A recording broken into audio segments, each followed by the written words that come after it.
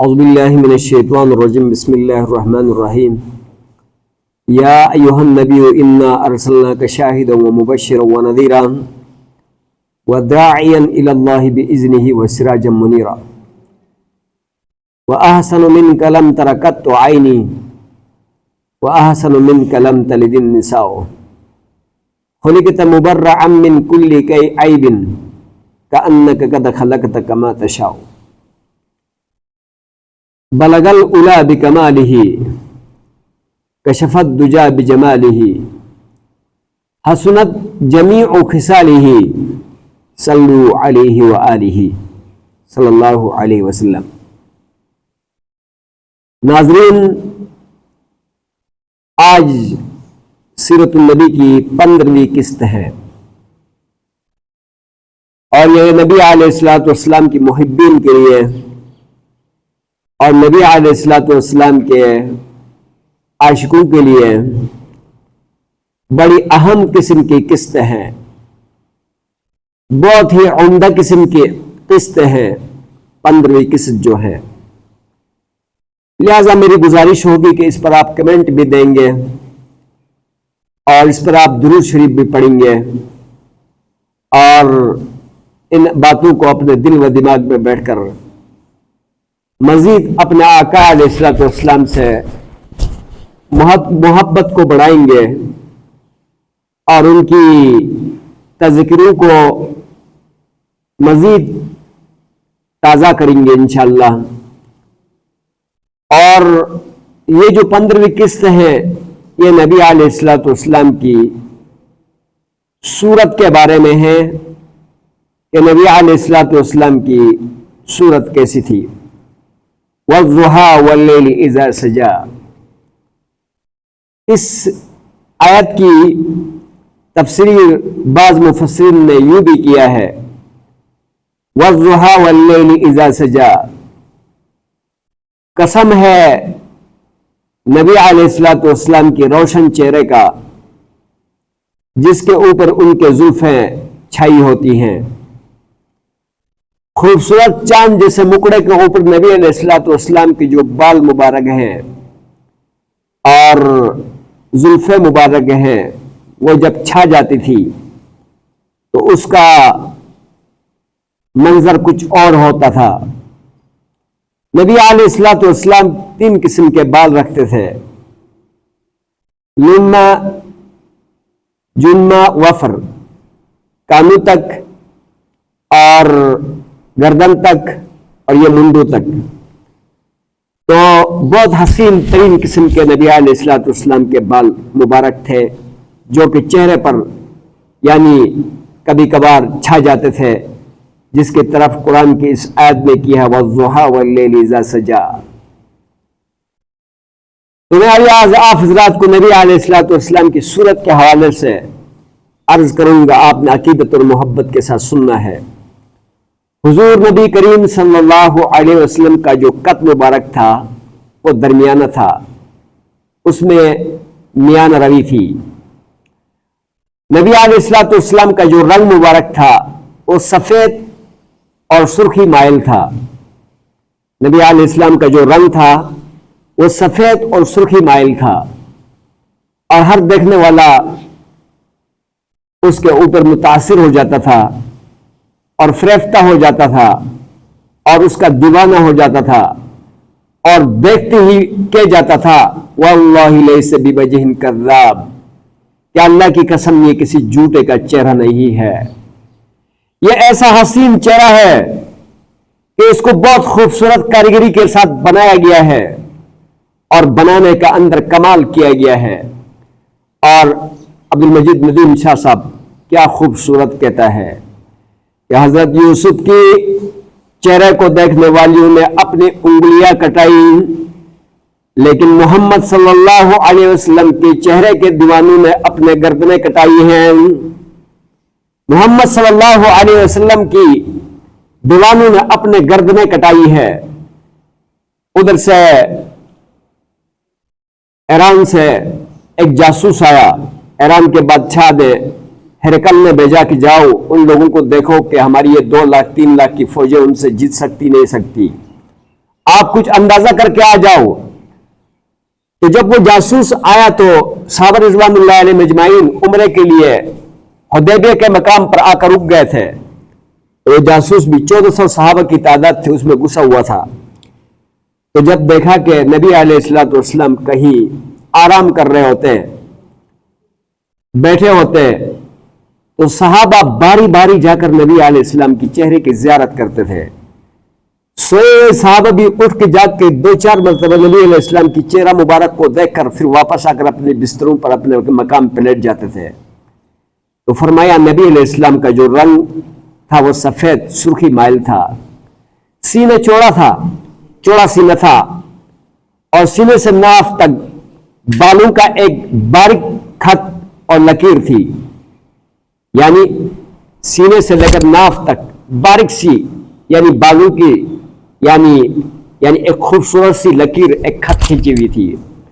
اور پیشانی بلند کھلی ہوئی تھی، یعنی پیشانی بلند تھی اور کھلی ہوئی تھی اور روشن تھی، چمکتا ہوا چاند کی طرح چمک رہا تھا.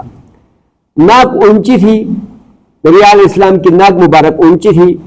رخسار نرم بنے ہوئے رخسار سے نرم تھے، اور دندان مبارک سفید اور چمکدار تھے، اور جیسے کہ موتیوں کی لڑی ہو، اور ایک ہی سائز کے اور خوبصورت. اور یہ اگلے والے جو 2 دانت ہیں تھوڑا ان کا سائز بڑا تھا، باقی جو ہے نا بالکل، یعنی وہ ظاہر بات ہے یہ ثنائے اولیاء اور سفلا جو ہے نا تھوڑے سے بڑے، تو ایسے دانت خوبصورت ہوتے ہیں. تو دانت مبارک جو ہیں سفید اور چمکدار تھے. سر مبارک بڑا تھا، اور سر کے بال نرم اور تھوڑے سے مڑے ہوئے تھے، جیسے گلاب کی وہ جو پتے ہوتے ہیں نا، ایک دم بہت زیادہ مڑے نہیں ہوتے، تھوڑے سے ایسے مڑے ہوئے ہوتے ہیں. نہ بہت گنگریلے تھے اور نہ بالکل سیدھے تھے، بالکل گنگریلے بھی نہیں تھے، اور جو ہے نا بالکل ایک دم سیدھے بھی نہیں تھے، جیسے گلاب کے پتے ہوتے ہیں ہلکے سے مڑے ہوئے، اس طرح تھے. سر اور داڑھی کے بال بالکل سیاہ تھے، کالے تھے، چمکدار اور کالے تھے، اور چند بال سفید تھے جن کی تعداد 19 سے 20 تک یعنی بتائی گئی ہے. نہ خوب سیاہ تھے اور بغیر سرما، ہاں یعنی سر کے مبارک جو بال تھے یعنی وہ سیاہ اور چمکدار تھے، جن کی تعداد 20 سے زیادہ نہ تھی. آپ صلی اللہ علیہ وسلم کی داڑھی کے بال گنے تھے، گنی داڑھی تھی. آنکھیں نبی علیہ الصلوۃ والسلام کی یعنی بڑی بڑی آنکھیں تھی، اور سفیدی میں سرخی مائل ہوئی تھی، یعنی سرخی مائل، سفیدی میں سرخی مائل تھی. اور پتلیاں نبی علیہ الصلوۃ والسلام کی خوب سیاہ تھی، اور بغیر سرما لگائے ہوئے ایسا معلوم ہوتا تھا کہ جیسا کہ نبی علیہ الصلوۃ والسلام نے سرما لگایا ہے. آپ صلی اللہ علیہ وسلم کا چہرہ انور 14ویں رات کی چاند کی طرح چمکتا تھا.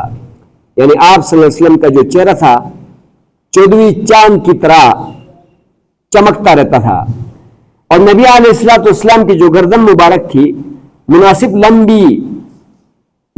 لمبائی لی ہوئی تھی، یعنی نبی علیہ السلام کی جو گردن مبارک تھی یعنی مناسب لمبائی لی ہوئی تھی. ہاتھ لمبے تھے نبی علیہ السلام کے، ہتھیلیاں چوڑی تھی اور بری ہوئی اور بہت نرم تھی. انگلیاں لمبی اور خوشنما تھی، بغلیں سفید تھی، ان میں بال نہ تھے اور ان سے خوشبو آتی تھی. ویسے عام انسانوں کے بغلوں میں بال ہوتے ہیں اور ان سے بدبو آتی ہے، اور نبی علیہ الصلوۃ والسلام کے بغلوں کا اندر کوئی بال نہیں تھے اور ان سے خوشبو آتی تھی. پیٹ اور سینہ مبارک بالکل برابر تھے، پیٹ نکلا ہوا یا سینہ نکلا ہوا اس طرح نہیں تھے، یعنی نبی علیہ الصلوۃ والسلام کا پیٹ اور سینہ بالکل برابر تھے. پنڈلیاں جو پاؤں کی پنڈلیاں ہیں گول صاف شفاف تھی، اس میں کوئی پھٹن یا اس طرح کوئی جو ہے کیا نام ہے کالا پن جیسے عام پاؤں میں ہوتے ہیں پیچھے جو ہے ایڑیوں میں، یعنی گول جو ہے نا پنڈلیوں میں ایسا ہوتا ہے، لیکن نبی علیہ السلام کی پنڈلیاں گول اور صاف اور شفاف تھی. پاؤں مبارک کی انگلیاں قوی اور مضبوط تھی اور خوشنما تھی. انگوٹھے کے پاس کی جو انگلی انگوٹھے سے ذرا لمبی تھی اور جو خوبصورت معلوم ہوتی تھی.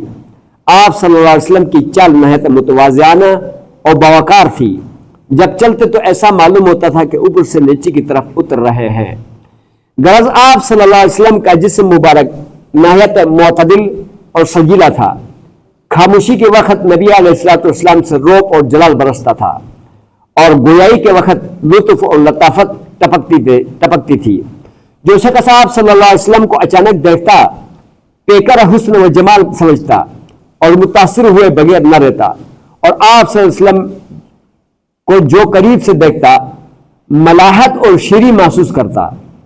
آپ صلی اللہ علیہ وسلم کا کلام نہایت شیریں ہوتا، میٹھا ہوتا، جب بات کرتے تو ٹھہر ٹھہر کر بولتے ہیں۔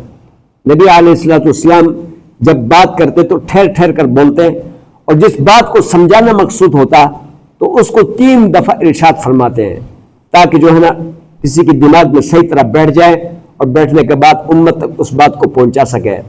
آپ صلی اللہ علیہ وسلم کے دونوں شانوں کے درمیان میں مہر نبوت تھی، اور اس مہر کے بارے میں احادیث میں آتا ہے کہ جو ہے وہ کس قسم کی مہر تھی اور کس سائز کی تھی، اور اس میں کیا لکھا ہوا تھا۔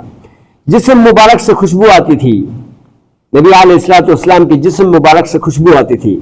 بدن اطہار پر مکھی نہ بیٹھتی تھی، نبی علیہ السلام کے جسم پر کبھی مکھی نہیں بیٹھی۔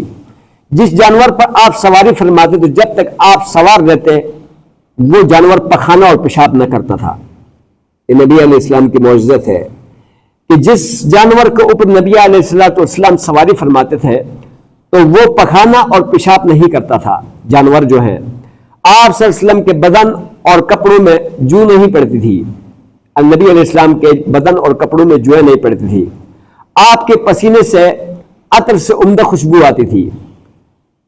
حضرت ام سلیم رضی اللہ تعالیٰ عنہ فرماتی ہیں کہ ایک مرتبہ نبی علیہ السلام کے پاس گئی تو وہ یعنی گرمی میں دوپہر کے ٹائم کیلولہ فرما رہے تھے ایک چمڑے کے بچھونے کے اوپر، تو پسینہ نکل کر ایک جگہ اکٹھا ہوا تھا، تو میں نے اپنے جو خوشبو کی ایک شیشی تھی اس میں نے اس کو جمع کیا، جو خوشبو کا برتن تھا اس میں جمع کیا، تو میں نے اس کو عرب کے عمدہ خوشبو میں سے جو میرے پاس تھا اس کے ساتھ یعنی ملایا، تو فرماتی نبی علیہ السلام کا جو پسینہ کا خوشبو تھی اور وہ خوشبو یعنی اس خوشبو سے زیادہ عمدہ اور اچھی تھی۔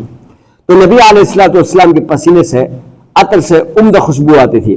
جس کوچے سے آپ صلی اللہ علیہ وسلم گزرتے اس کی فضا معطر ہو جاتی تھی، چنانچہ لوگ راستے کی خوشبو سے اندازہ کر لیتے تھے کہ آپ صلی اللہ علیہ وسلم اس راستے سے گزرے ہیں۔ بچے سمجھ میں آیا کہ نبی علیہ السلام سے اتنی خوشبو آتی تھی کہ کسی راستے سے گزرتا تو جو ہے نبی علیہ السلام لوگ سمجھتے تھے کہ یہاں سے نبی علیہ السلام گزرے ہیں، یعنی خوشبو کی وجہ سے محسوس کرتے تھے۔ آپ جہاں قضاء حاجت کے لیے بیٹھتے تھے، کسی بھی ایریا میں نبی علیہ السلام قضاء حاجت کے لیے بیٹھتے وہاں سے خوشبو آنے لگتی تھی، اور زمین آپ کے فضلے کو چھپاتی، آپ پر وہاں پر کوئی گندگی نظر نہیں آتی تھی۔ فقہا نے لکھا ہے کہ آپ صلی اللہ علیہ وسلم کا پیشاب پخانا نجس نہیں تھا، وہ پاک تھا، سمجھ آئے جی، اس لیے کہ اس سے خوشبو آتی تھی، اس سے گندگی ظاہر نہیں ہوتی تھی۔ امام اعظم ابو حنیفہ رحمۃ اللہ علیہ کا مذہب بھی یہی ہے کہ آپ صلی اللہ علیہ وسلم کے فضلات پاک تھے۔ خدا تعالیٰ نے آپ کو 40 مزدور کے برابر طاقت دی تھی، یعنی ایک مرتبہ یعنی قریش مکہ نے مشرکین مکہ نے جب وہ اور حربوں میں ناکام ہو گئے تو وہاں پر ایک رکانہ نام کا پہلوان تھا، رکانہ، تو کہنے لگے آپ نے اگر ہمارے رکانے کو یعنی ہرا دیا تو ہم آپ کے نبوت پر آپ کے اوپر ایمان لائیں گے، بہت بڑا، اور رکانے کو انہوں نے کہا کہ ہم آپ کو سونے چاندی کے ڈیر لگائیں گے اور آپ کو عرب کی خوبصورت لڑکیاں دیں گے، اور آپ نے محمد صلی اللہ علیہ وسلم کو بچھاڑنا ہے، ان کو گرانا ہے۔ میدان سج گیا، اور نبی علیہ السلام نہ چاہتے ہوئے بھی مجبوری تھی اس مقابلے میں آیا، کیونکہ نبی علیہ السلام ایسے کاموں کو اپنی طاقت دکھانے کو اور اپنا واہ واہ کرانے کو پسند نہیں کرتے تھے۔ نبی علیہ السلام ہمیشہ کے لیے اسلام کا واہ واہ چاہتے تھے اور ایسے فضولیات سے باز آتے تھے، لیکن مجبوری بن گئی اور عرب سارا اکٹھا تھا، اور رکانہ پہلوان اپنے بازو کو یعنی چڑھاتے ہوئے اور میدان میں اترایا، اور نبی علیہ السلام اور رکانہ کا آپس میں مقابلہ شروع ہوا۔ جب نبی علیہ السلام نے یعنی کہ سامنے رکانہ تو ایک انگلی سے اٹھا کر آرام سے زمین میں نیچے رکھ دیا۔ رکانہ نے کہا کہ میں تیار نہیں تھا، نبی علیہ السلام نے کہا پھر آ جانا، پھر قریب آیا تو انگلی سے اٹھا کر پھر زمین میں رکھ دیا، پھر دوبارہ آیا تو رکانہ نے کو اٹھا کر انگلی سے زمین پر آرام سے پیار محبت سے رکھ دیا. تو وہاں پر اس نے رکانہ نے کلمہ پڑھا, کہا لا الہ الا اللہ محمد رسول اللہ. کہتا ہے کہ اس ذات کی قسم جس نے محمد کو حق کے ساتھ بھیجا ہے, اور یہ کوئی انسانی طاقت ہی نہیں ہے کہ میں اس طاقت کے سامنے سر بخم کر کے اسلام قبول کرتا ہوں. اور سارے شرمندے کے بچے دفع ہو گئے. اور نبی علیہ الصلوۃ والسلام کو اللہ نے 40 مردوں کی برابر طاقت دی تھی, لیکن اپنی طاقت کا مظاہرہ کسی جگہ پر نہیں کرتے تھے. لیکن جب اسلام کی ضرورت پیش آتی تھی کہ جنگ حنین میں, یعنی پہلے سے انہوں نے سارا ایریا کو کور کیا ہوا تھا, اور جب صحابہ بے خبری میں جب ان گھاٹیوں میں داخل ہو گئے تو چاروں طرف سے انہوں نے تیر اور جو ہے نا یعنی منجنیق کے جو انہوں نے ہتھیار بنایا تھا اس سے فائر شروع کر دی, اور صحابہ کو سمجھ نہیں آ رہا تھا کہ کدھر سے کیا ہو رہا ہے. آخر صحابہ بھاگنے پر مجبور ہو گئے, اور حضرت نبی کریم صلی اللہ علیہ وسلم اکیلے اپنی طاقت کا مظاہرہ کرتے ہوئے یعنی حنین والوں سے لڑتے ہوئے کہہ رہے تھے انا النبی لا کذب انا ابن عبد المطلب, کہ میں نبی ہوں کوئی جھوٹا نہیں, اور میں عبد المطلب کا بیٹا ہوں کسی سردار کا, اور دبنے والا بھی نہیں ہوں. اور نبی علیہ الصلوۃ والسلام نے جب میدان جیتنے لگا تو صحابہ نے پوزیشن سنبھالی اور حنین کو فتح کیا تھا. تو فرمایا کہ نبی علیہ الصلوۃ والسلام کے پاس بہت بڑی طاقت تھی لیکن وہ ظاہر نہیں کرتے تھے. آپ کو پاکیزگی اور صفائی بہت پسند تھی.